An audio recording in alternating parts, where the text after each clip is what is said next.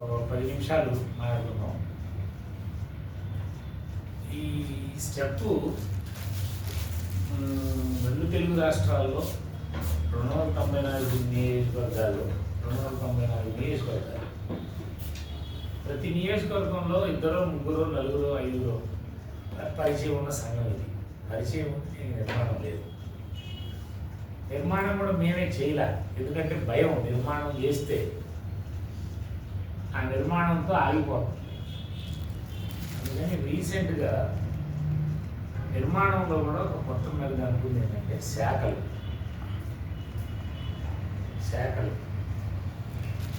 హైదరాబాద్ శాఖ లేదు. శాఖ ఉంటే ఒక 10 మందితోనో 15 మందితోనో ఉంటే నిజం మనం కలుస్తూ ఉంటాం. హైదరాబాద్ సిటీ లాంటి సిటీలో ఒక 100 మంది ఇక్కడ ఉన్న జనాభాలో 100 మంది, అంటే 0.001%. ఒక 100 మంది ఒకే భావజాలంతో, ఒకే ఆలోచనతో, ఒకే పనిని చేయడం మొదలుపెట్టే హైదరాబాద్లో డిపార్ట్మెంట్ ఒకే భావజాలమే ఇంపార్టెంట్. స్టెప్పుకున్న ఏకైక భావజాలం ఏంటంటే, నెంబర్ 1 భావజాలం ఏంటంటే ఇంక్లూజివ్నెస్. కలుపుకోవడం. ఎవరిని కలుపుకోవాలా, ఎందుకు కలుపుకోవాలా, ఎలా కలుపుకోవాలా, ఇది చాలా కీలకమైంది. ఇంక్లూజివ్నెస్ ఇవాళ ప్రపంచంలో మీరు చూడండి, వారియర్స్ పెద్ద యుద్ధాలు చేసిన వాళ్ళు వాళ్ళ పేర్లు గుర్తుండవు. ఎవరైతే ఇంక్లూజివ్నెస్ భావజాలాన్ని, స్పార్టకస్, సోక్రటీస్, బుద్ధుడు, కార్ల్ మార్క్స్, అంబేద్కర్, పూలే, నారాయణ గురు, మీరు ఎవరినైనా పరిశీలించండి, వీళ్ళందరూ ఇంక్లూజివ్నెస్ చుట్టూ తిరిగిన వాళ్ళే. మీరు ఎవరినైనా పరిశీలించండి, ఇంక్లూజివ్నెస్లో పట్టుకున్నాం. నెల్సన్ మండేలా నల్ల జాతీయుల సమస్యల్ని తెల్ల జాతీయుల్లో ఉన్న మేధావుల చేత పలికించినాడు ఆయన. నల్ల జాతీయుల సమస్యల్ని. ఒబామా అమెరికన్ కల్చరు రెండే 2 అంశాలను చాలా సీరియస్గా వ్యతిరేకిస్తుంది. ఒకటి ముస్లిం కల్చర్, రెండు బ్లాక్స్ని ముస్లిమ్స్ని పచ్చిగా వ్యతిరేకిస్తుంది అమెరికన్ కల్చర్. ఆ ఇద్దరికి పుట్టినాడు ఒబామా. ముస్లిం తండ్రి, బ్లాక్ తల్లి, వాళ్ళిద్దరికి పుట్టినాడు ఒబామా. తండ్రి బ్లాక్, తండ్రి బ్లాక్, తల్లి ముస్లిం కాదు.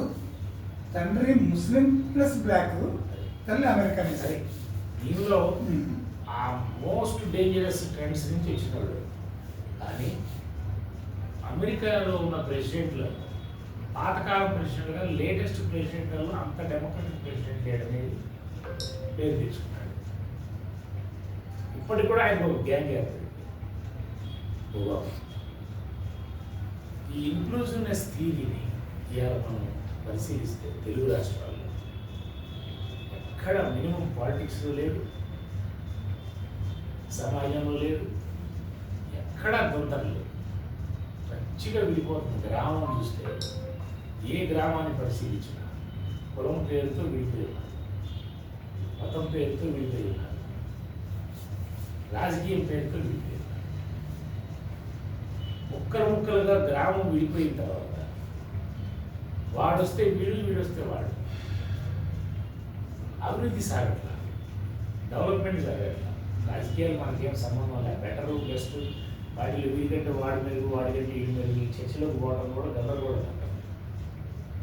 గ్రామాల్లో అనైతికత విపరీతంగా పెరిగింది.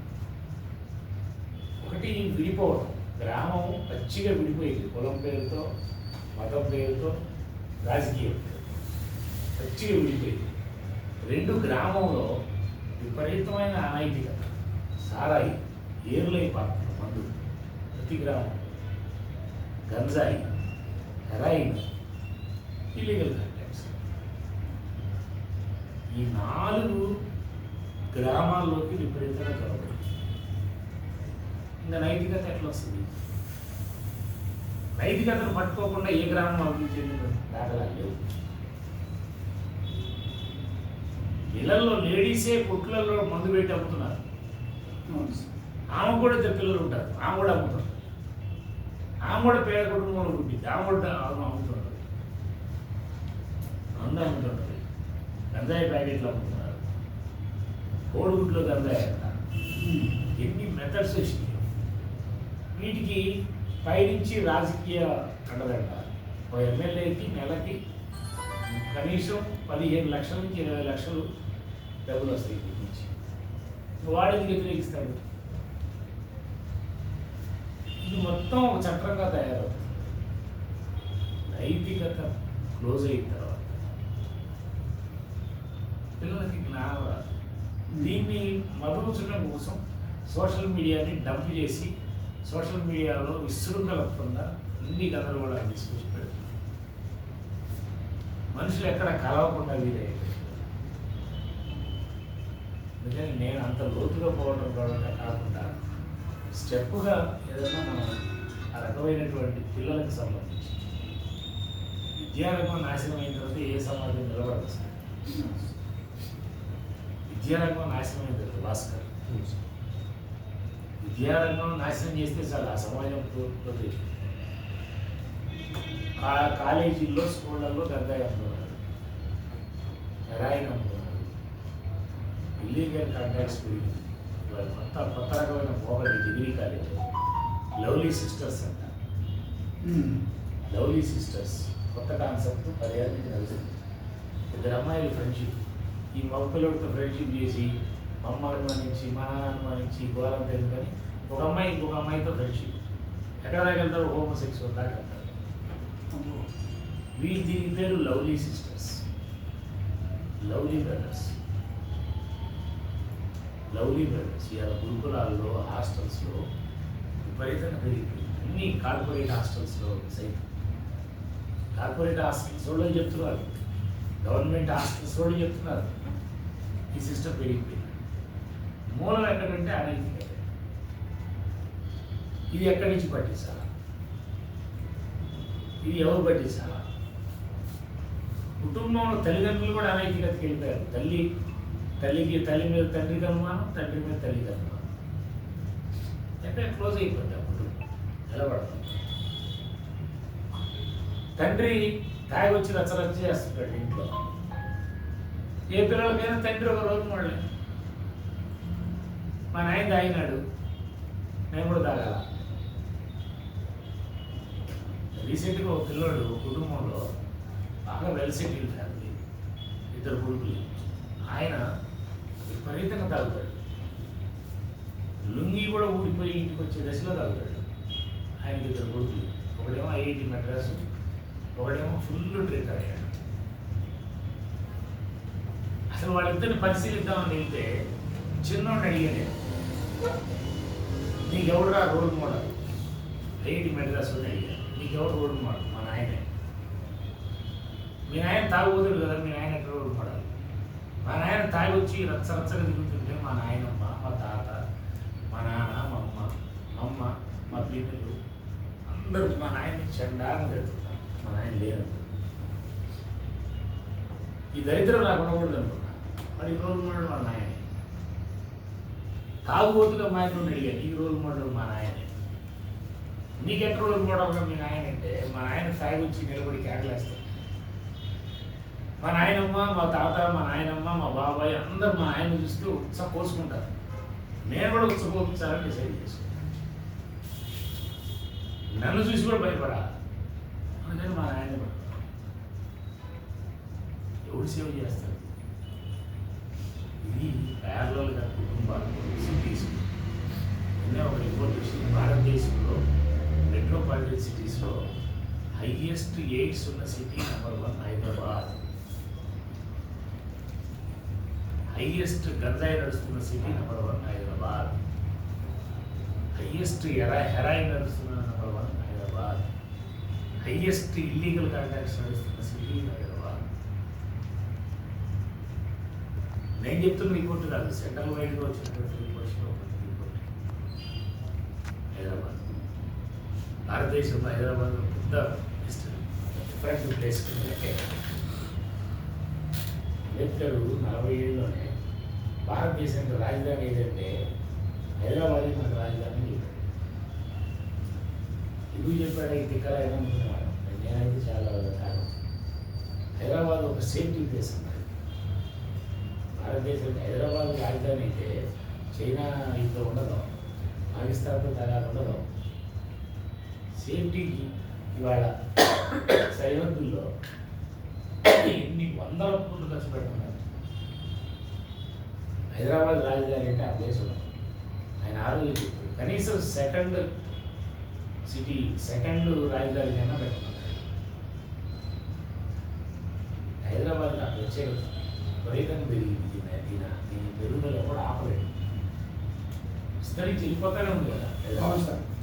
మీరు 300 డివిజన్లు చేస్తారు సార్.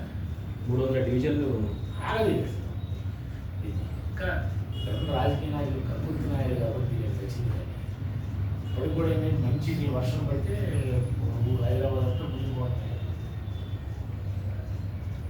ఆ ప్లాన్ లేదు, ఆ ఆర్డర్ లేదు. మంచి మంచి సిటీస్ అనేది తెచ్చింది. యాక్చువల్గా అనైతికతకి దండాలు అనుకునేవాడు. కలకత్తాలో ఉన్నంత వ్యభిచార బొమ్మలు భారతదేశం నక్కులే వరకు. ఇవాళ ఇల్లీగల్ కాంటాక్ట్స్ మోడర్న్ పద్ధతుల్లో భారతదేశం మీద ఎక్కడెక్కడ ఉన్నటువంటి వాళ్ళందరితో నెట్వర్క్ అంటే పెద్ద నెట్వర్క్ చదువుతుంటేనే కళ్ళు తిరుగుతున్నాయి. అనైతికత అట్లా తీసుకొచ్చి పడింది. దీంట్లో మనం ఆ అంశాల మీద మాట్లాడుకునేటువంటి చిన్న మనం ఎన్ని చేయకపోయినా మనకున్న పరిధిలో ఇవాళ టౌన్లో 5,000 స్కూళ్ళు ఉన్నాయి. హైదరాబాద్ సిటీలో 5,000 స్కూళ్ళు ఉన్నాయి. ఆంధ్ర మొత్తం ఎన్ని ఉన్నాయి హైదరాబాద్ సిటీలో? ఒక ఆంధ్ర మొత్తం ఎన్ని ఉన్నాయో ఒక హైదరాబాద్ సిటీలో ఉన్నాయి. ఆ స్కూళ్ళల్లో ఏ స్కూల్ అయినా కానీ, గవర్నమెంట్ స్కూల్ అయినా, బడ్జెట్ స్కూల్ అయినా, కార్పొరేట్ స్కూల్ అయినా, ఏ స్కూల్ అయినా గందరగోళంగానే. మనం ఆ లింక్తో స్టూడెంట్స్ని, టీచర్ని, ఒక్క పేరెంట్ మారితే ఒక బజార్లో ఆ పేరెంట్ ఇన్ఫ్లుయెన్స్ మొత్తం, ఒక్క పేరెంట్ దమ్మున్న పేరెంట్ ఒక బజార్లో ఒక తయారైతే వాడు రోల్ మోడల్ చిన్నగా పట్టుకుంటారు. వాడు ఒక పేరెంట్, ఒక స్టూడెంట్, ఒక స్కూల్, ఒక స్టూడెంట్. నేను చూసిన టీచర్లలో ఒక్క టీచర్ దగ్గర క్లారిటీ ఉంది. ఈ వృత్తిలో వచ్చినా నేను నా స్కూల్ని నేను బాగు చేసుకోగలనేటువంటి ఆలోచన ఒక్క టీచర్కి వస్తే ఆ స్కూల్ డిఫరెంట్గా. అది మనం కూడా కొంత ఎడ్యుకేషను వీటి చుట్టూ ఉన్నాం కాబట్టి కొంచెం డ్రైవ్ చేస్తూ పనిచేయడానికి మొదటి స్టెప్ ప్రోగ్రామ్ హైదరాబాద్లో చాలా నాళ్ళ నుంచి అనుకుంటున్నా, ఎన్ని సంవత్సరాల నుంచి అనుకుంటున్నా. భాస్కర్ ట్రైనింగ్ వచ్చాడు, సార్ నేను పెట్టేసేస్తాను, హరిప్రసాద్ నేను పెట్టేస్తాను, శ్యామలా నేను పెట్టేస్తాను. మొత్తానికి లింక్ అయ్యి వీళ్ళిద్దరూ ఒక చోట కలిసిన తర్వాత బయట రాకముందు అనౌన్స్ చేసి పారేస్తారు. తర్వాత కూడా మీరు టైం ఇస్తే కొన్ని కాలేజీలలో పెట్టారు. పెడదాము. నాకు కావాల్సింది అంటే ఎక్కడ పెట్టాలన్నా చుట్టూంటే ముందు ఎక్కడ పెట్టాలా, ఎవరా ప్లాన్. కొంతమంది ఈ 2-3 ఆర్గనైజేషన్స్ వాళ్ళు కూడా అడిగారు, మీరు ఒక 10 మంది ఉంటే, ఒక 20 మంది ఉంటే, మీ మన దగ్గర ఒక టీం ఉంటే హైదరాబాద్లో అమీర్పేట ఇది సెంటర్, హైదరాబాద్ సిటీలో సెంటర్ అయింది 100% 40. ఇదో చిన్న సెంటర్ ఒకటి దొరికింది. 50 మంది కూర్చోడానికి, 20 మంది కూర్చోడానికి ఒక ప్రయత్నం మొదలు పెడదాం. ఇక్కడి నుంచి మొదలు పెడదాం. రేపు ఇంకా ఎవరెవరు చెప్పాలి. నీకు వచ్చిన ఫోన్లు మా వెళ్ళలో కూడా కొంతమంది పంపించాను. భాస్కర్ నువ్వు ఎవరికన్నా ట్రైన్ చేసేవాడు చెప్పినా సార్. ఒక ప్రయత్నం, మన జాతీయమైనటువంటి ప్రయత్నంలో సిన్సియర్గా ట్రై చేద్దాం. రేపు మనకి బేసిక్ ఏంటంటే 9:30 అనౌన్స్ చేసేవాడు. సాయంత్రం వచ్చేటప్పుడు ఆ స్కూల్లో తీసి ఇచ్చారు. స్కూల్ వాళ్ళు ఏ సార్ మీటింగ్లో వస్తుందంటే ఆ మీటింగ్ రాలేదు ఏంటంటే ఇది ఇచ్చారు వాడే ఆ 9:30 పెట్టి ఇదే ఎన్ని సెట్ ఉంది సార్ సెటిల్ తీయలే సెటిల్ తీయలేదు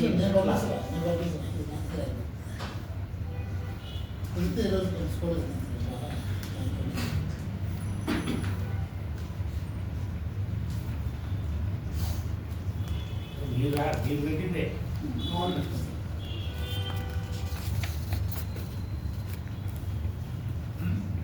నేను అంటున్నానంటే ఒకటి మల్లేష్ గారిని మనం ఇప్పుడు కలవచ్చా రేపు కలుద్దాం. 3 తర్వాత అన్నారు సార్ 3-4 మధ్యన కలుగుతా ఉన్నారు ఆయన అవుట్ ఆఫ్ సిటీ అంట లేదా మీటింగ్లో ఉన్నారంట 3-4 మధ్యన కలుగుతా ఉన్నారు దగ్గరే కదా స్కూల్ కూకట్పల్లి సార్ దగ్గరే ఒక 6 కిలోమీటర్లు